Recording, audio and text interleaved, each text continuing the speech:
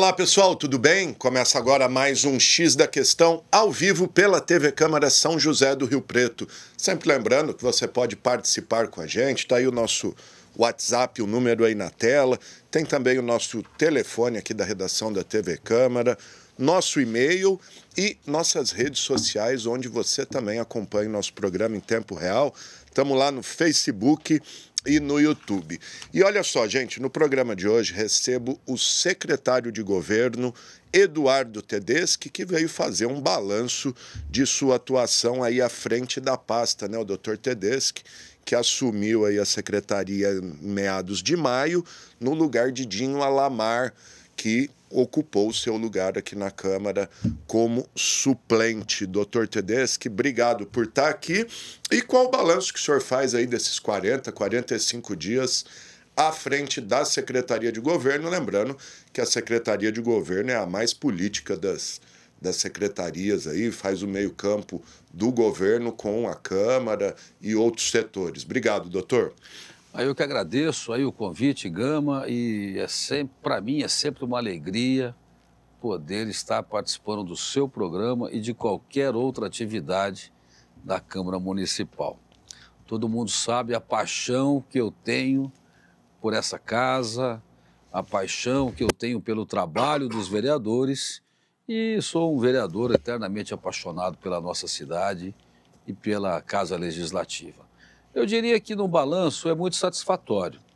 Nós tivemos esses 42 dias à frente da Secretaria de Governo, um aproveitamento de 100% das votações do Executivo. Então é um excelente aproveitamento. Tivemos votações polêmicas, difíceis de serem votadas, porém, eu penso que a atuação foi muito boa. Os vereadores, de uma forma geral, sabem que entendem, né, que os projetos de lei encaminhados pelo Executivo são republicanos, são projetos que preservam o bem-estar da população e sempre no sentido de melhorar São José do Rio Preto. Um projeto de governo que foi falado na campanha, que o coronel está desempenhando, o prefeito tem desempenhado, e nós sabemos que a Câmara Municipal, o Poder Legislativo, é a casa de uma relevância, é um poder importantíssimo. Então, é importante que os vereadores estejam sintonizados nessa harmonia entre os poderes, objetivando o bem-estar de São José do Rio Preto. Como é que tem sido a relação do senhor com os seus colegas vereadores? O senhor que é um vereador também, assumiu o mandato aí, mas agora ocupa a Secretaria de Governo. Como tem sido a relação com os parlamentares?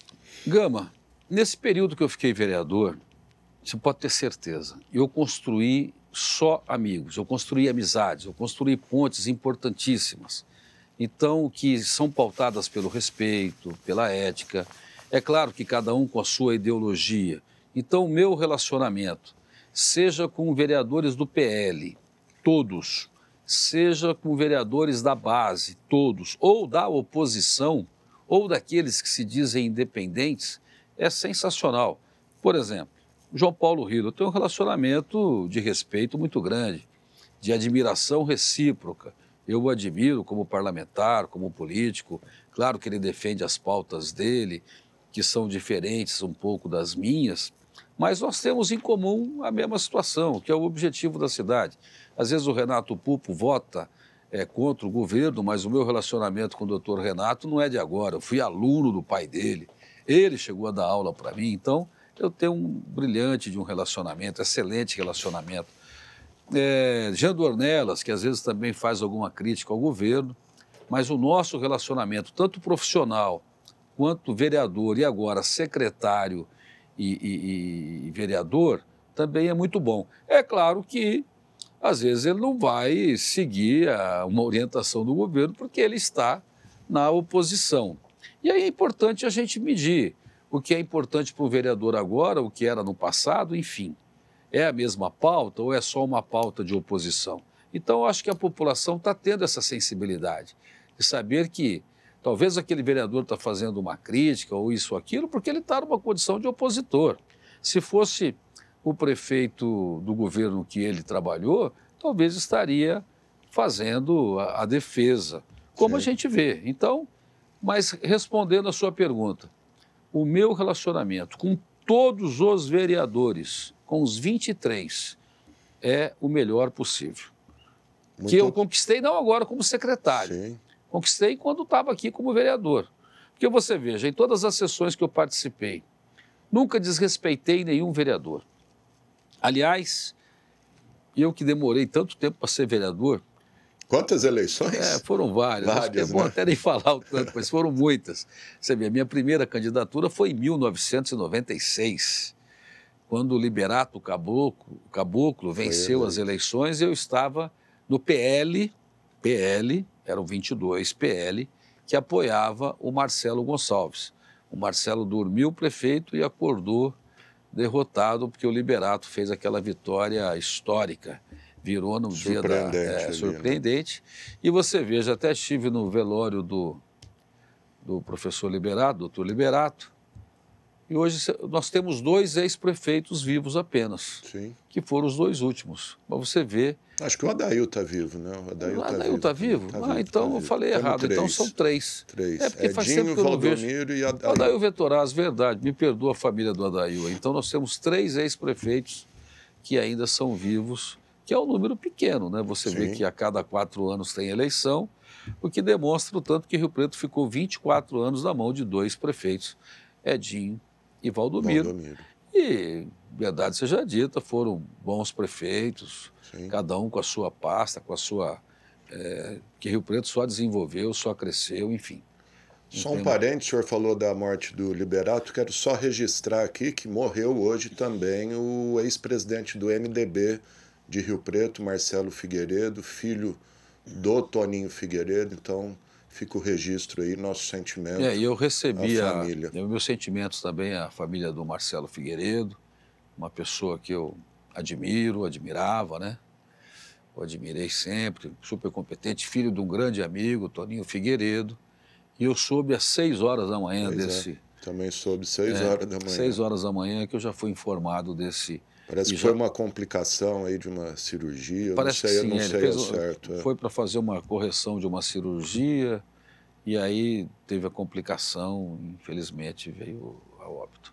Meus sentimentos aí a toda a família. Nosso sentimento aí, o registro feito. Doutor Tedeschi, o senhor citou alguns vereadores, como é que está a relação do Montenegro, que é do PL, com o governo? Parece que está tendo um ruído aí, PL... Talvez pedindo a expulsão dele. Olha, não dá para tentar um acordo com o Monte? Eu particularmente penso que não deveria expulsá-lo. Deveria deixá-lo como está, até para, sei lá, mostrar que... Mas, infelizmente, o vereador, claro, ele tem mandato para isso, ele tem as posições, mas você veja, ele foi líder do governo, na Câmara. E durou uma semana. Ele apoiou, ele venceu uma eleição do lado do Bolsonaro, enfim. Esteve numa agenda com o Bolsonaro em Brasília. Então, eu lamento essa conduta do vereador, mas ele tem a racionalidade própria, ele tem, né, a sua personalidade, o seu raciocínio, as suas... Então, ele é livre. Agora, é uma pena que a ausência do Montenegro na Câmara, como base do governo, e ele se tornou hoje uma oposição ferrenha. Ele é um opositor, talvez até de maior complexidade do que a esquerda. Mas a gente tem que respeitar e quanto à conduta do PL, eu não posso mencionar, porque eu não tenho esse poder de deliberação. O senhor não é do diretório? Não sou do diretório. Se eu fosse do diretório, não faria a expulsão dele, no meu entendimento. O deixaria ali no PL mesmo, e aí ele teria que se desligar do PL. Porque certamente, o que acontece? Ele permanecendo no PL, assim, eu penso isso, não estou dizendo que isso vai acontecer, meu raciocínio. Ele dependeria de uma legenda para uma reeleição. E aí, dar a legenda ou não é uma outra situação. E você só consegue isso se ele for do partido. Se ele for expulso do partido, ele vai ter liberdade para ir para qualquer partido sem nenhum problema. Então, acho que a expulsão não seria a medida mais inteligente. Mas essa decisão não é minha. Cabe ao partido. Cabe ao partido. Aí. Gente, estou conversando com o secretário de governo, doutor Eduardo Tedeschi, que veio fazer um balanço aí dos seus primeiro mês, pouquinho mais, à frente da Secretaria de Governo. Doutor, é um tema que tem despertado bastante atenção aí dos vereadores, emendas impositivas, vereadores cobrando liberação dos recursos apresentados ano passado. Final de semana saiu alguma coisa já, algumas emendas publicadas, inclusive no Diário Oficial. Como é que está essa questão? Olha, o senhor tem atuado aí nessa área? Eu tenho atuado no sentido de fazer com que o governo libere, que a Secretaria do Planejamento, juntamente com a Fazenda, faça a liberação de acordo com a urgência do projeto. Inclusive, hoje eu estou correndo muito para resolver uma emenda do vereador do PSOL e também do vereador Odélio Chaves, que eu não me recordo o partido dele agora, do João Paulo. Podemos. Do Podemos, né? Então, é o Odélio e do João Paulo, para que possam receber a emenda ainda de uma forma mais rápida, em razão da necessidade da destinação dela.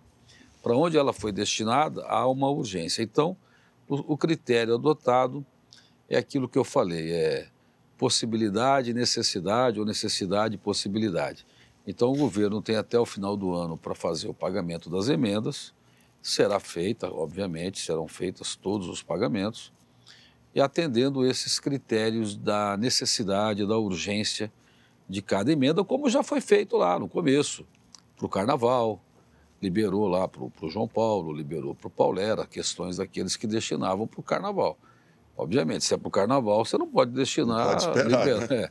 Senão vai ficar para o Carnaval de 26. Então, esse critério, que já era um critério do governo, é o que está sendo adotado. Muito Serão bom. todos os vereadores que estão nos ouvindo, e você que está aguardando a emenda do seu vereador, tenha certeza, vai chegar tudo direitinho. Cada emenda vai chegar no seu destino sem nenhuma falta. Na hora certa vai ser liberado. Doutor Tedeschi, e a relação com as outras secretarias? O governo tem essa prerrogativa de atuar em todas as áreas. Aí queria aproveitar e perguntar, o doutor Zé Heitor saiu dos serviços gerais, se o senhor tem alguma informação de quem vai, quem não vai, como é que está essa conversa no governo? É uma secretaria, a Serviços Gerais é uma secretaria que dá muita visibilidade e é um local onde você pode demonstrar todo o seu dinamismo, toda a capacidade para trabalhar. Então, ali você pode desempenhar. O doutor José Heitor, que é um grande amigo, uma pessoa que eu respeito, meu respeito por ele, a admiração é ímpar, dado o seu currículo à frente do Ministério Público por anos, fez um excelente trabalho na secretaria, excelente, brilhante trabalho. A única razão dele ter deixado é a questão de saúde, porque ele, sendo um promotor de justiça, começar a falar de roçadeira, pá, colheitadeira, enfim, sei lá, trator, caminhão, motoniveladora, hidrovar, enfim, é tanto equipamento que não estava no currículo. Mas o que eu achei importante é o seguinte, porque às vezes a pessoa tem muito a coisa na teoria, né? Chegam demandas judiciais, enfim, e às vezes o promotor, ou o juiz, ou até o delegado de polícia, em alguns inquéritos, ele tem aquele conhecimento, poderia ter feito, deveria ter feito. E aí quando eu vejo a dificuldade que é executar, então acho que para o doutor José Heitor foi uma experiência fantástica, porque ele sentiu na pele a dificuldade que é estar à frente de uma pasta, ainda mais uma pasta que se apresentava com falta de equipamentos quebrados, danificados. Ele teve aqui no começo do ano, relatou as dificuldades. Então, e sem essa coisa. E aí você tem uma população exigindo, você tem decisões judiciais obrigando, você tem vereadores cobrando, o secretário de governo cobrando, o prefeito cobrando, a população cobrando, e com uma internet que deu voz a todos. Então o cara vai lá, faz um vídeo, pronto. Ou seja, já é mais um requerimento. Enfim, um desafio grande, mas eu quero deixar claro, o doutor José Heitor desempenhou essa função de uma forma brilhante, acordando 4 horas da manhã, sem horário para... E realmente... E é uma demanda sem fim, né? Uma demanda sem fim. E nós sabemos, em que pese toda a história do prefeito Edinho, o final do mandato dele, ele deixou a cidade meio que largada, né? Meio que abandonada, ou seja, ficou 90 dias aí deixando as coisas rolarem, acontecerem. Resultado disso fez muito parecido com o que fez a Triângulo do Sol, quando viu que não ia renovar o contrato na concessionária da Washington Luiz, abandonou completo. Nem ponto mais daqueles do SAU, lá o Serviço de Atendimento ao Usuário, nem isso ficou, não ficou nada. E toda esburacada. E essa nova concessionária, que foi alvo de muitas críticas, teve que desempenhar, correr atrás, e hoje nós temos uma Washington Luiz muito em melhores condições do que quando eles assumiram, sem dúvida alguma. Inclusive, que é o caso nosso aqui. As obras aí de duplicação. Né? Inclusive já fazendo aí a terceira faixa, via obras de artes que vão, o entroncamento lá da BR com a Washington Luiz, que é um entroncamento nacional. Ali passa o Brasil, né? Passa o Brasil. Quem sai de São Paulo, quem vem de norte a sul, ou seja, leste, oeste, norte a sul, cruza ali na Washington. Ali necessita realmente de um trevo ágil, que não dê paralisação de veículo, que não dê aquele congestionamento. Né? Então, e a concessionária já está preocupada com isso, então, que demonstra uma administração, acho que muito melhor que a anterior. Que é o nosso caso aqui. O prefeito Edinho Araújo, com todo o respeito que eu tenho a ele, houve sim um abandono, se não dele ou da pasta de cada secretário, porque ele também dá autonomia para os secretários. Vamos fazer justiça. Às vezes o secretário não atuou de uma forma bacana, de uma forma republicana. E aí sobrou para os nossos secretários, que você me perguntou do meu relacionamento com eles, excelente. O prefeito me deu. Falei assim, prefeito, e a carta? É branca, né, para eu atuar? Ele falou, não, ela é tão branca que chega a ser transparente. Então, o que eu tenho visto? Eu tenho feito os requerimentos aos secretários, todos, sem exceção, e eu tenho sido atendido, sim. E não é atendimento para mim, para o Tedeschi, é atendimento para o vereador, é atendimento para o munícipe. Então, veja bem, quando você atende bem um vereador, que ele chega e ele consegue, ele vai na tribuna e fala bem. E aí, por falar de vereador que fala bem ou fala mal, posso entrar nesse assunto, Gama? Você me permite? Permito. Como no balanço. Dos 23 vereadores, eu tive elogio por parte de 22, com exceção de um, que é um grande amigo, que eu acho que ele falou mais em tom de brincadeira, porque a situação que ele havia relatado lá foi resolvida no dia. Inclusive, uma conduta esplêndida do SEMAI, que me atendeu às 7 horas, às 19 horas, 7 horas da noite, foi lá fazer a liberação de um bueiro que estava lá entupido, que precisava de um hidrojato, acho que esse é o nome do caminhão, e quando era 9 horas da noite, na segunda-feira, estava com a situação resolvida. Aí o vereador foi lá, fez um sutil elogio, que já valeu muito, e já fez uma crítica de um assunto que não estava nem na minha pasta.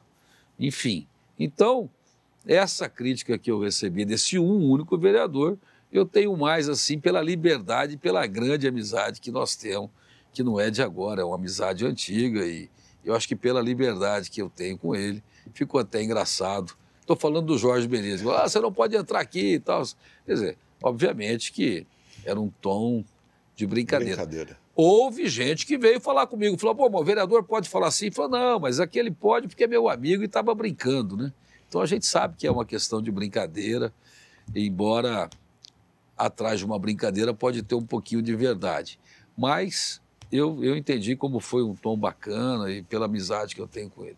Então, nesse aspecto, eu tenho aprovação, digamos, de 22 mais meio, né? Porque foi elogio. Então veja. 99%. Se você analisar, fazer uma estatística, está excelente, né? Está excelente. Muito bom. Doutor, o senhor falou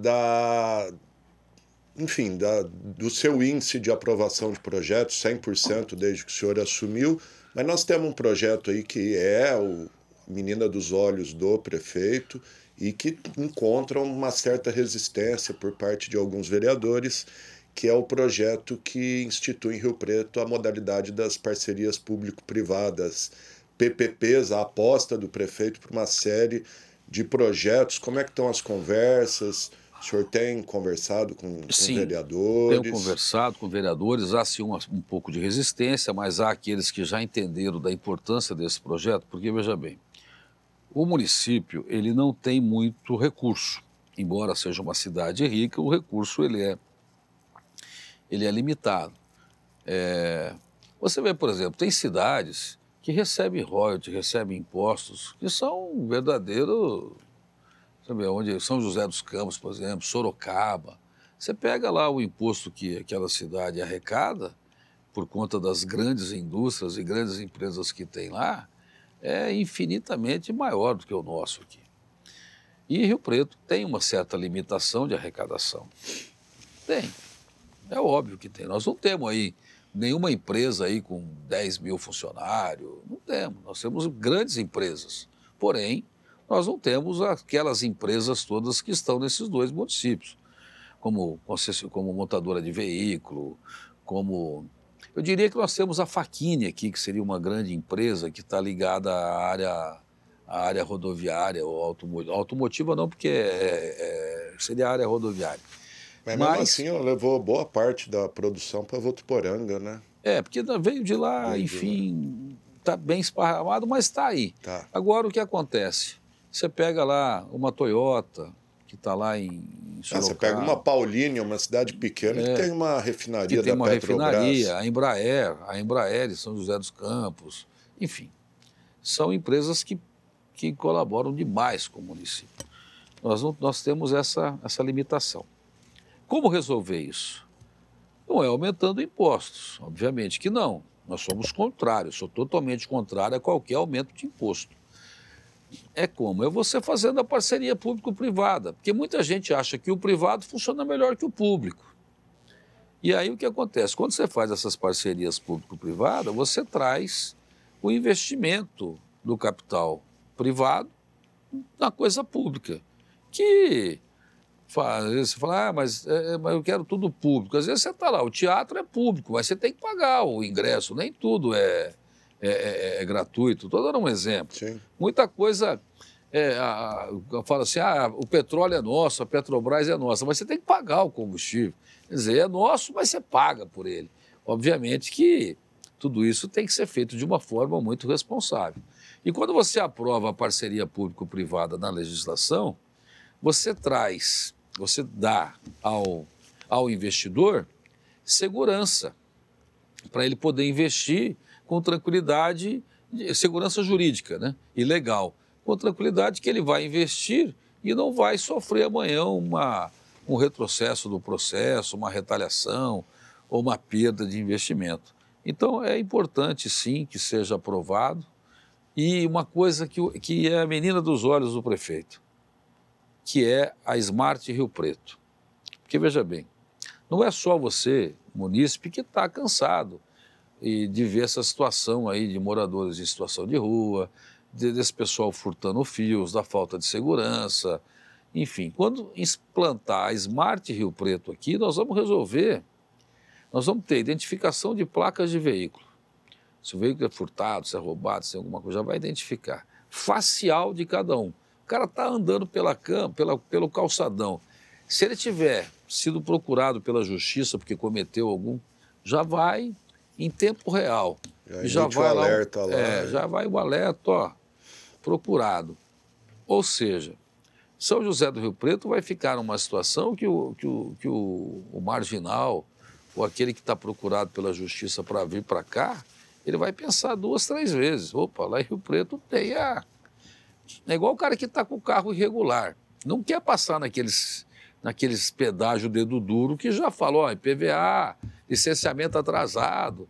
Então, quem tiver qualquer dívida, dívida que eu digo é no processo criminal, Sim. tiver sido procurado, Rio Preto não vai servir para ele. Então, essa segurança e a questão da iluminação toda da cidade, trocar toda a iluminação e câmeras de segurança para a cidade inteira, com monitoramento 24 horas, uma central de monitoramento, você ganha agilidade no combate ao crime. E isso vai trazer o quê? Segurança. E o coronel, que esteve anos à frente da Polícia Militar, tem isso como uma prioridade absurda, que é dar segurança ainda maior para o munícipe aqui de São José do Rio Preto. Veja. Os senhores, inclusive, estiveram em São Paulo conhecendo o modelo. Eu estive em São Paulo, conheci o sistema fantástico, maravilhoso. O Gama, aquelas telas de computador assim, que é enorme, sabe? Você vê tudo. E ali o cara bateu lá e com resultados, viu? Não sei quantas prisões, com resultado. Tanto é que você pode andar ali hoje na Praça da Sé com tranquilidade. Eu andei lá com celular, tranquilo, na boa, porque está tudo monitorado. Qualquer coisa que acontecer ali já é acionada a Guarda Civil Metropolitana imediatamente. Então, esse Smart Sampa, na versão Smart Rio Preto para a nossa cidade, vai ser um marco, vai ser algo totalmente novo e diferenciado que vai aumentar ainda mais a popularidade, a aceitação popular do prefeito na gestão.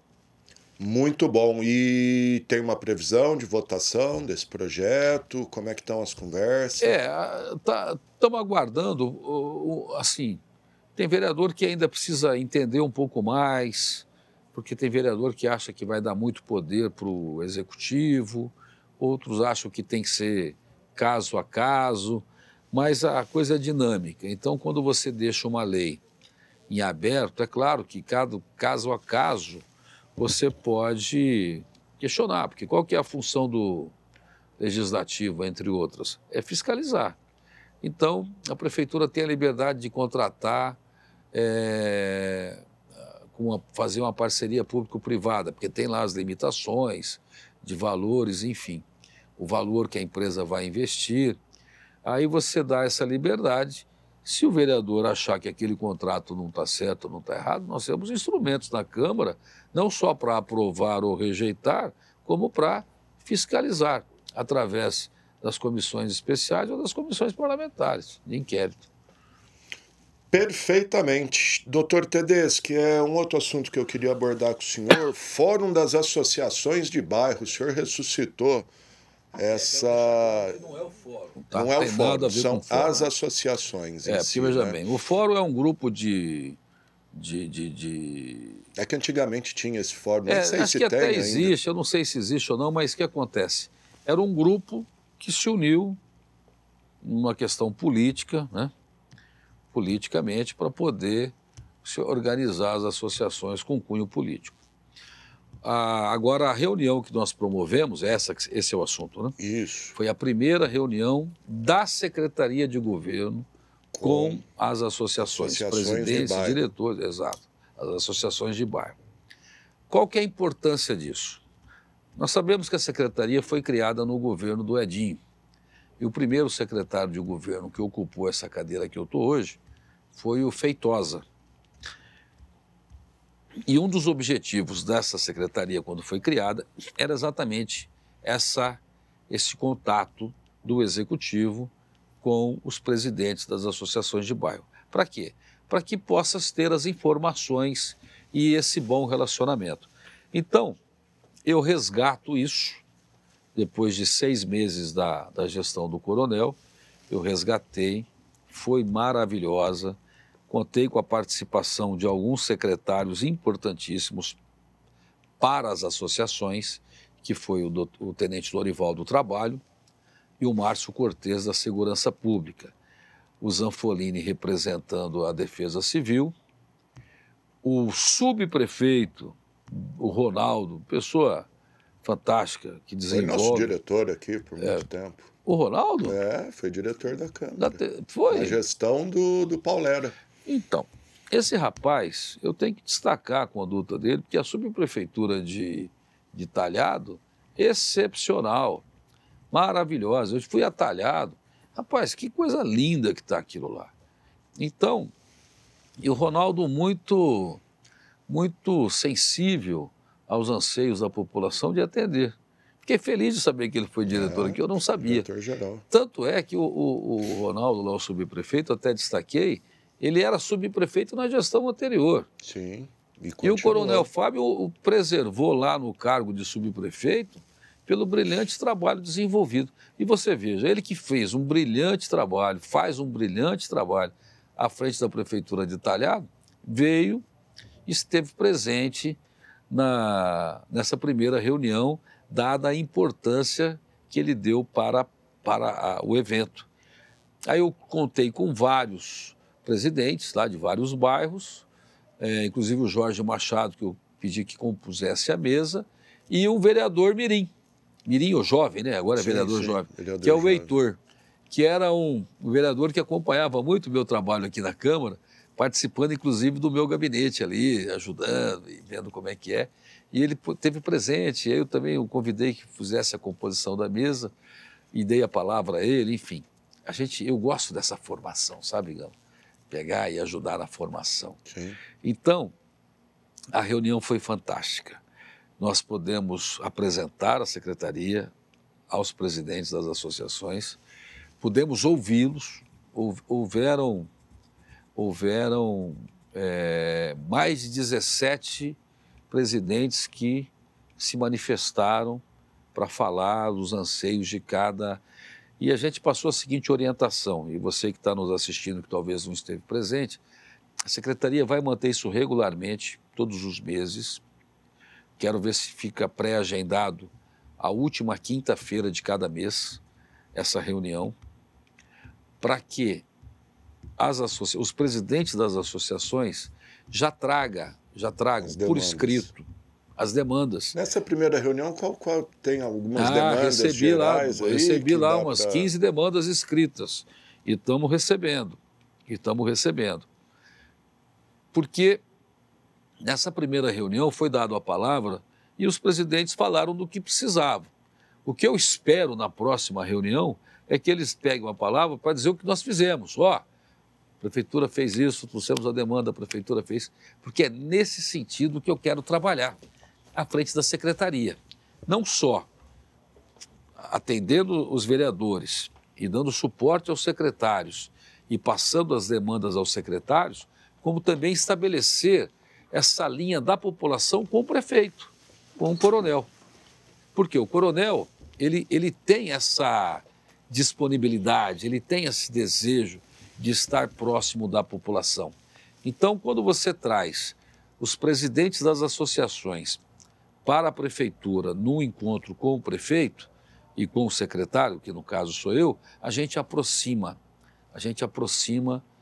o executivo do povo. O que faltou, o que deu, só uma coisa que aconteceu, que não tivemos o maior número de autoridades lá, de representantes das associações, foi magnífico. Por conta de que foi no mesmo dia do lançamento do FIT e praticamente que no mesmo horário. Então o FIT foi lançado, estava agendado para as 8 horas, tem que chegar lá às 19h30 e a nossa reunião estava agendada para as 19 horas. Então o prefeito justificou a ausência, como outros secretários, por conta da importância do evento da cultura, que era o lançamento do FIT. Mas eu tenho certeza, e você que está me ouvindo, que é presidente de uma associação de bairro, está convidado para a próxima reunião. Eu tenho certeza que nós vamos fazer dessas reuniões que eu fiz a primeira, o secretário anterior não teve essa oportunidade de fazer, não sei a razão, se não achava importante ou se achava, enfim. Eu sei que eu acho importante, quero mantê-las até o final do mandato do Coronel Fábio Cândido e se reeleito, que eu espero, né? espero que também seja a vontade dele, que a gente continue com isso e dando resultado. Não é para virar reunião de bate-boca, não. É reunião objetiva. Ouvir demandas e encaminhar. Ouvir demandas e correr atrás. Correr atrás para resolvê-las. Porque só assim você faz uma boa gestão. O mesmo não poderia ser feito com entidades de classe, por exemplo, a CIRP, o pessoal do Vivo Centro, ouvir as demandas de entidades, sociedades de engenheiros. Eu tenho projetos para isso. Eu tenho um projeto para síndicos de condomínio. Síndicos. Mas aí teria que ser um outro encontro. Todos os síndicos de condomínios, porque às vezes o vereador não tem acesso à lei, mas tem uma necessidade. Sim. Então, os síndicos de condomínio, seja de edifício ou de casas, então seria uma outra proposta para a gente se reunir. A questão também dos pastores, dos líderes religiosos, caberia também uma outra demanda, porque é uma instituição. Essa que você disse sobre as classes, né? Entidades, né? Entidades, né? Que representam. As entidades seria muito importante também a gente conseguir trazer. Enfim, eu tenho projetos, mas eu resgatei primeiro o que era feito no passado. Mas eu espero e quero estender essa proximidade não só para os presidentes das associações, mas de outras instituições no sentido... Porque aos poucos, com isso, você dá outro peso à Secretaria de Governo. Sim, com né? certeza. E você veja que é uma secretaria que tem um orçamento irrisório. Eu tenho R$10 mil ano de orçamento. Isso precisa ser revisto. A secretaria não tem um veículo. Não tem um veículo. Não tem motorista, não tem veículo. Ou seja, é uma secretaria que precisa dada a importância dela. Sim. Eu tenho 23 secretários, 23 eu acho. Preciso fazer a conta, um pouco mais, 30, até mais. 30. Pegando aí superintendentes, enfim, de INCOP, de EMURB, e tenho 23 vereadores, e tenho 168 associações de bairro, e 600 mil habitantes, e um executivo para dar conta. Então você veja, é muito trabalho naquela secretaria. E o meu assessor tem que andar com o carro dele, com gasolina dele, para correr tudo isso. Ou seja, não está certo. Então isso já foi feito um requerimento. Quero parabenizar o presidente da Câmara, que está fazendo a transferência de um veículo destinado à minha secretaria, que já vai resolver uma boa parte do problema. Parabéns ao presidente Luciano Julião, que sensibilizou, e também quero agradecer aos vereadores que sensibilizaram. Peixão, o Júnior, Rossini, professor Tadeu, Bruno Marinho, Bruno Moura. Falaram, mas como? Que me ajudaram nessa... carro. Não tem um veículo para andar, tem que andar de carona aqui na Câmara. Então, veja bem, esses todos se sensibilizaram e me ajudaram junto ao presidente que fizesse aí a transferência de um veículo lá para a Secretaria de Governo. Então, acho que agora, dia 1º, amanhã, acho que amanhã já temos um veículo para o mais antigo aqui da Câmara, eu acho, o mais velho da Câmara, mas não interessa, o que a gente precisa, porque, Gama, vamos falar a verdade, não é correto que um assessor que está fazendo um trabalho brilhante faça todo esse corre de secretaria em secretaria, em bairros, em associações, e ver demandas, e correr no legislativo. Usar o veículo próprio. Usar o veículo próprio com combustível próprio, ou seja, parte do que ele está ganhando, ele está deixando. E eu me incomodo com isso, mas ao mesmo tempo agradeço. Eu estou falando do Gisnando Facchini, que é uma figura fantástica. Gisnando. E como é que está a dobradinha com Dorival Lemes, ex-presidente daqui da Câmara, ex-vereador, que é o seu secretário adjunto, né? Eu tenho lá o Marco, né? O Marco Lucera, que é o meu assessor especial. Aí vem o Gisnando e o Dorival. Aí eu também trabalho com a Rosângela, que ela é fantástica, com a Valéria, fantástica, que são de carreira. E tenho lá 2 estagiárias que já estavam na secretaria, também a Lorena, que eu destaco, ela fantástica. O Dorival, toda a experiência, bagagem de vereador, de superintendente da Caixa, Ou seja, ele teve na Caixa Federal, né, ocupou um cargo de chefia e ocupou essa casa, já foi presidente da Câmara, enfim. É uma pessoa que eu só tenho a aprender com ele. E o que eu acho muito bonito no Dorival é a simplicidade e a humildade. Ele, com toda a experiência dele, com toda a experiência que ele tem, ele para, me ouve, me escuta e segue exatamente o que eu peço a ele. E eu dou liberdade a ele para falar: Dorival, se eu estiver errando, você, por favor, me corrija antes. Não deixa para corrigir depois, não. Mas a gente se deu muito bem, até porque já era um grande amigo, né? Sempre foi. Sempre foi um grande amigo, uma pessoa corretíssima, enfim, que também é muito querido pelos vereadores. Sim. Então, meu relacionamento com o Dorival está excepcional, está muito bom. Maravilha. Doutor Tedeschi, deixa eu perguntar para o senhor, como é que está aquela suposta transferência do Centro Pop para o bairro Boa Vista? Vai, não vai? O que o senhor pode dizer, se é que pode dizer alguma coisa? Não, ainda está na fase de estudos, né? Aí eu quero fazer uma defesa ao Marcondes, ao vice-prefeito, que se dispôs a vir aqui numa audiência pública. Sim. Foi covardemente, na minha opinião, ofendido, não merecia aquilo, não merecia, por parte de nenhum vereador, não foi só o Montenegro que ofendeu, outros também, porque dizer que ali não é o lugar dele, que ele não manda ali na Câmara, que a Câmara... Peraí, ele é convidado para vir na Câmara, ele vem na Câmara, para uma audiência pública, ele tem que ter a palavra e falar.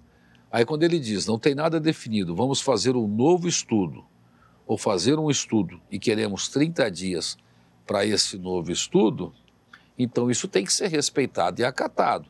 Tanto é que nós estamos nesse novo estudo e não houve mais manifestação nesse sentido, porque parece que os moradores entenderam a situação. Os moradores entenderam a situação que está estudando. Porque sabe o que acontece? Minha opinião, tá? Eu, Tedeschi, falando como morador da Anchieta, que fui, e tenho imóvel lá. O que acontece?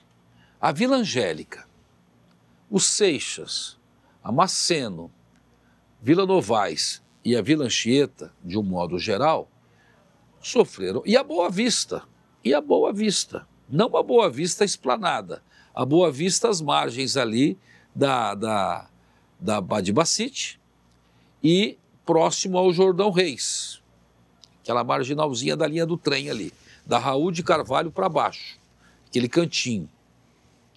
Porque a esplanada lá, o local seria da Raul de Carvalho para cima.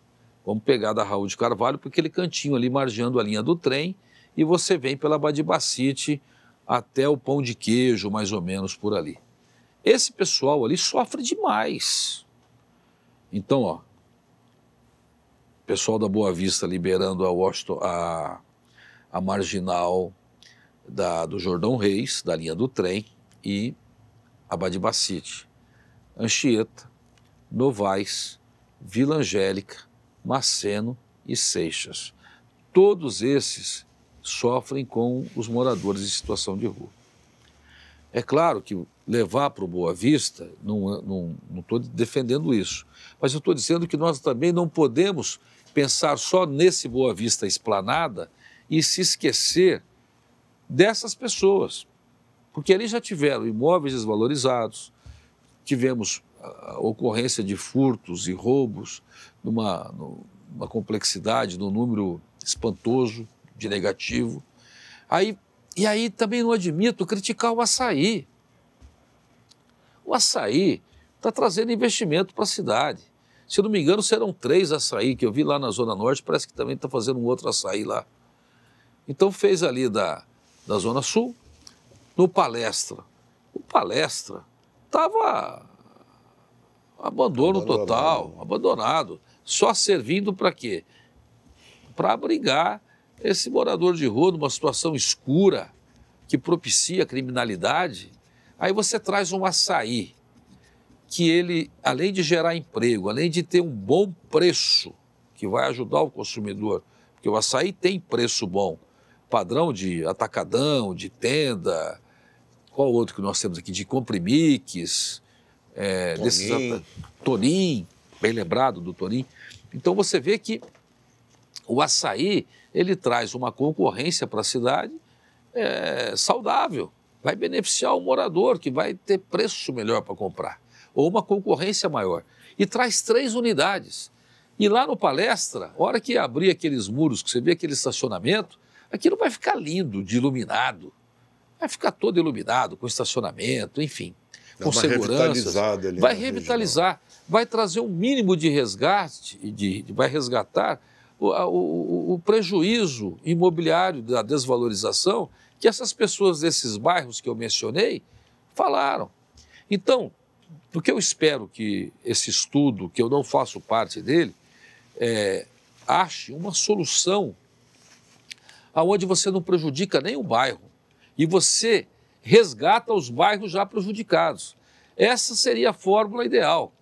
Eu não vou prejudicar nenhum novo bairro e vou salvar os bairros já prejudicados, que não é responsabilidade desse governo, do Coronel, o passado, a esses bairros que foram prejudicados.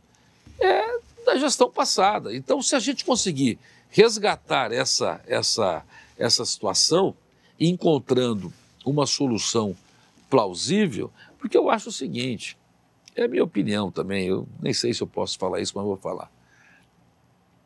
Se vem um ambulante vender na cidade, o cara vai fazer de outra cidade, o cara vem aí, vai ser ambulante, coloca para vender as coisas. Vai lá um fiscal e atua e multa, porque o cara não pode fazer isso, ele tem que estar regularizado. Nós temos que ter uma legislação, seja estadual, municipal, federal, sei lá o quê, que não permita que o cara fique na rua do jeito que ele quer. Pô, ali na José Munir, tem lá um cidadão ou 2 que moram ali naqueles há anos. Há anos moram ali. Agora estão chegando venezuelanos morando lá. O cara tem uns 30 cachorros. Uma hora o cachorro vai escapar ali e ele fez uma casa ali. Não pode aceitar. O vereador Bruno Moura chegou a propor um projeto que proíbe, enfim, a construção de moradias. Está certíssimo, Bruno Moura, não pode fazer, o cara não pode se instalar para morar numa praça pública de forma nenhuma. É muito pior do que o cara que está fazendo uma venda de vender um produto aí e a prefeitura vai lá e autua ele, ele tem que ir embora, perde o produto, recolhe tudo. Quantas vezes aconteceu? Pelo menos o cara está levando um dinheirinho para casa. Outra coisa também, temos que acabar com esse negócio de dar esmola na rua. Tem gente que recebe ali, pasmem, mais de R$300 de moedinha por dia. Se o cara vai lá um mês, ele faz 9 mil por mês.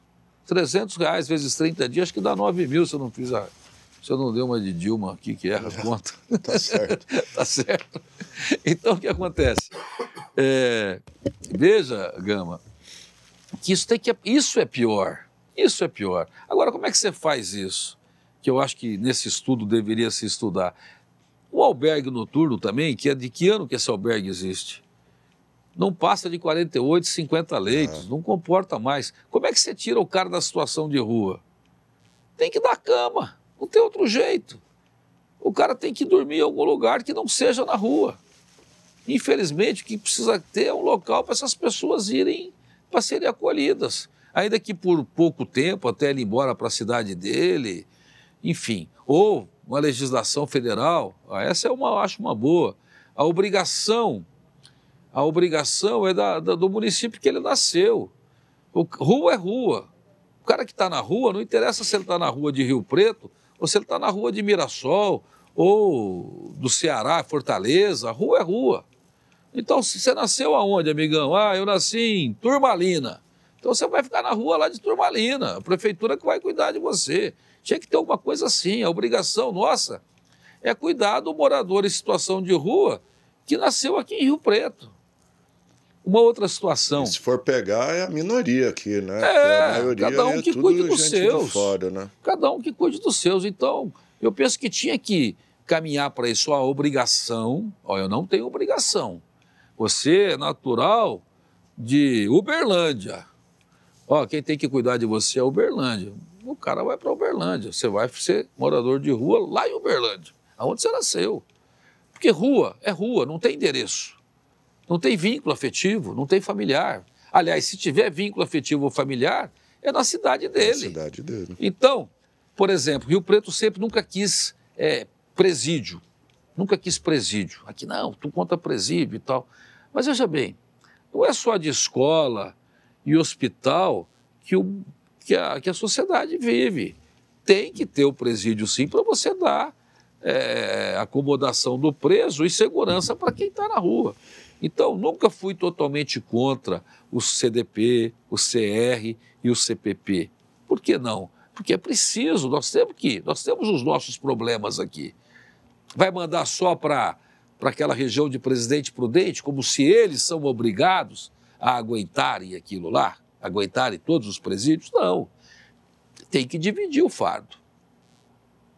Então, eu acho que essa questão seria uma legislação federal, que a obrigação é do município. É do município onde o cidadão nasceu. Porque rua é rua, não tem endereço. Agora o cara vem na rua porque o município aqui oferece mais, ou porque a população aqui é mais generosa, Rio Preto ou porque é bom o nosso demais, clima é calor. O povo dá dinheiro, dá comida, roupa. Quer dizer, está errado isso. Nós temos que falar o seguinte, ó, a obrigação, certidão de nascimento, nasceu em Badibacite, então a rua que você pode ficar e a prefeitura vai te acolher é lá de Badibacite. Seria uma forma que cada um cuidaria do seu e dividiria. Bom, gente, tá aí. Mas isso então... é só na minha cabeça, viu, Gama? É só uma ideia aí. Tá aí, então, o secretário de governo, o ex-vereador Eduardo Tedeschi, fazendo uma prestação de contas aí do primeiro mês à frente da secretaria. Doutor, quero agradecer. Quiser falar mais alguma coisa, fique à vontade. Eu que agradeço. Gosto muito daquele termo sempre vereador. Sempre vereador. Porque eu amo... Uma vez vereador, sempre vereador, né? Então eu estou licenciado vereador para assumir a secretaria, é um grande desafio. Quero agradecer aos vereadores que me receberam dessa casa desde o primeiro dia que eu assumi. Aí agora também me recebem como secretário de governo e me acolhem, eu sou bem acolhido. E agradecer aos secretários, os superintendentes e presidentes das empresas municipais pelo acolhimento e pelo respeito. E agradecer também o prefeito que me confiou essa missão difícil e dizer que eu quero muito honrar essa confiança, essa carta transparente que o coronel Fábio me outorgou ao me nomear secretário de governo.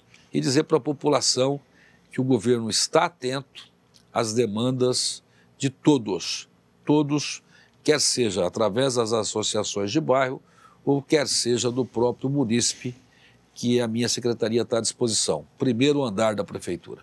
Maravilha. Doutor Tedeschi, muito obrigado. E é isso aí, gente. Essa edição do X da Questão fica por aqui.